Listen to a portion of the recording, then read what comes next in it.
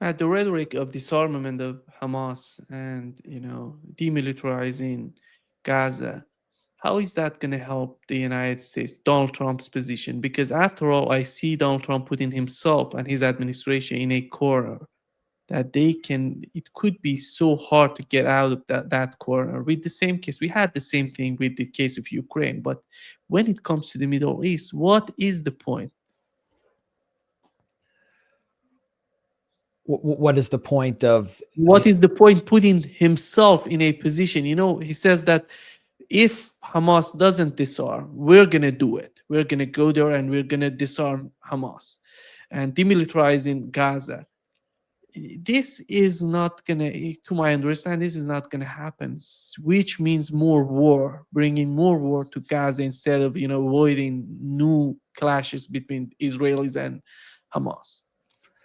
Well, this is the problem with Trump is he'll cede to reality, and then he'll shift days later back into an entirely different rhetorical position that almost makes it seem like he has a body double, like a neoconservative body double.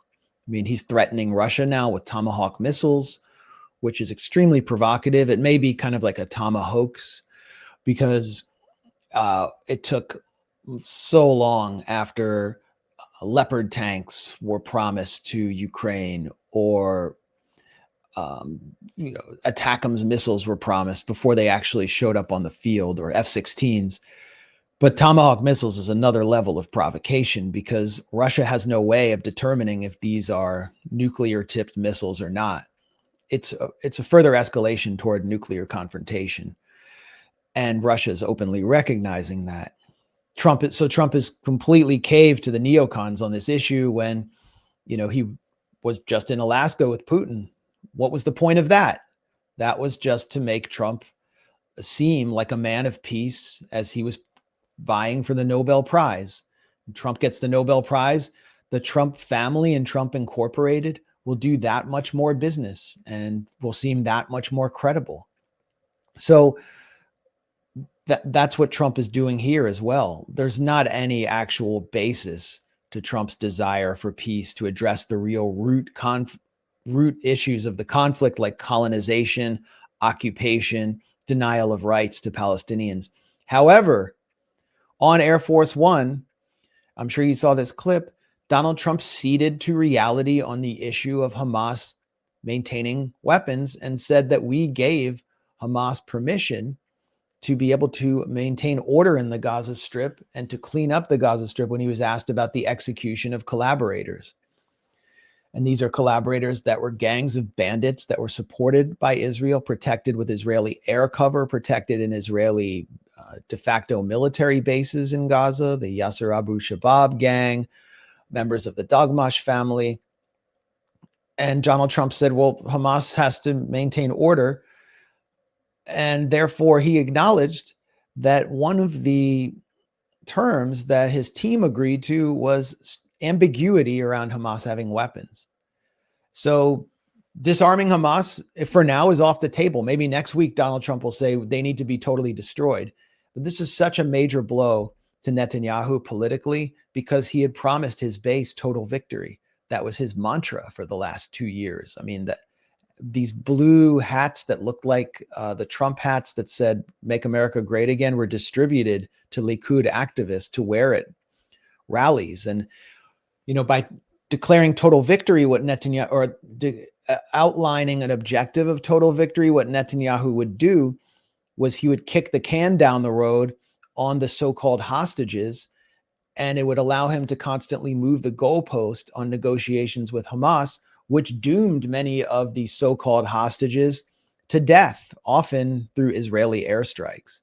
And so a large sector of Israeli society is furious at Netanyahu for outlining such a delusional objective. And now Trump has exposed the whole thing and said there isn't going to be total victory.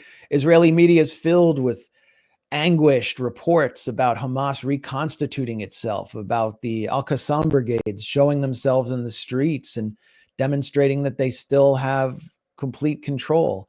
And the aid is getting through. The aid is beginning to get through to people because the looters that Israel was backing are being vanquished. So Israel has reduced the amount of aid by 50%, violating another term of the ceasefire, which Trump refuses to enforce. But back to your question, I mean, on the issue of Hamas disarmament, I think that's off the table for now. Smotrich says that we will establish settlements in Gaza. If they, let's assume that they go in that direction to disarm Hamas, and Hamas agrees to be, to do some sort of modification, changes internally, just to somehow facilitate the agreement between the West and Hamas and Gazans. When they see, I'm talking about Gazans, when they see Smotrich talking about the new settlements in Gaza, what that would bring to them, that would bring the case of the West Bank. There is, how could that, who has the upper hand in the Netanyahu's administration? In the Netanyahu administration, who has the, is that about Smotrich and together with Ben-Gvir, or because I somehow feel that the Smotrich and Ben-Gvir, they're different from Netanyahu and his faction in the government. What's your take on that? They are different. I mean, they're religious nationalists, messianists. Netanyahu is completely secular, probably doesn't believe in God. He is actually sort of the radical center of this coalition. Netanyahu is holding the coalition together as a uniting figure. And what comes after Netanyahu is unclear.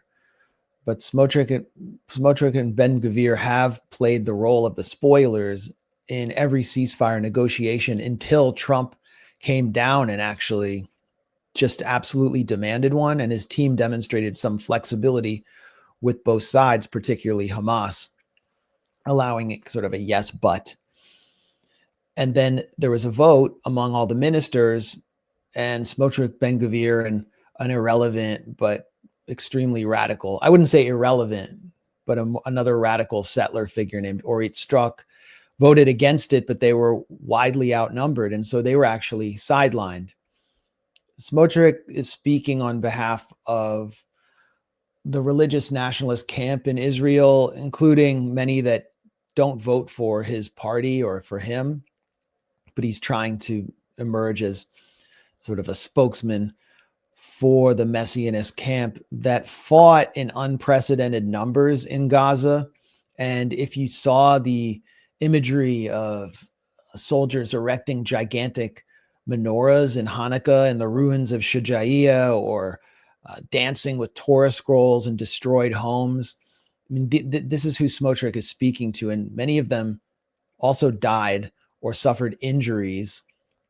And they resent the fact that they're not getting what they want after making this great sacrifice, because what they wanted was a new Gush Katif, referring to the settlement of about 9,000 fanatics that was forcibly evacuated from Gaza in 2005 following the end of the Second Intifada. They were actually pushed out by Hamas and the Al-Qassam brigades and Palestinian resistance, and then Gaza was placed under siege. And this was done by another figure who was the godfather of the Likud party, Ariel Sharon. Wasn't expected that Ariel Sharon would do something like this. He was in many ways a supporter of the settlement enterprise, although he himself was secular, was not a religious nationalist. So there is a difference between these two camps. And is it feasible for the settlers to go into Gaza at this point? No, because Hamas still has its weapons. It looked like Israel was moving towards trying to ethnically cleanse the north by destroying all the major residential towers in Gaza City, by destroying as much of Gaza City as possible. Jabalia camp is mostly destroyed. Beit Hanun is mostly destroyed. They were trying to push everyone south.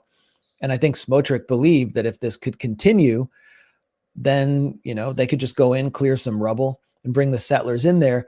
But the other issue is that throughout the years, the attempt to settle Gaza was generally a failure because anyone outside of the most fanatical spheres of the religious nationalist camp who tried to settle in Gaza didn't really want to be there and left. And so they were left with just 9,000 nutcases.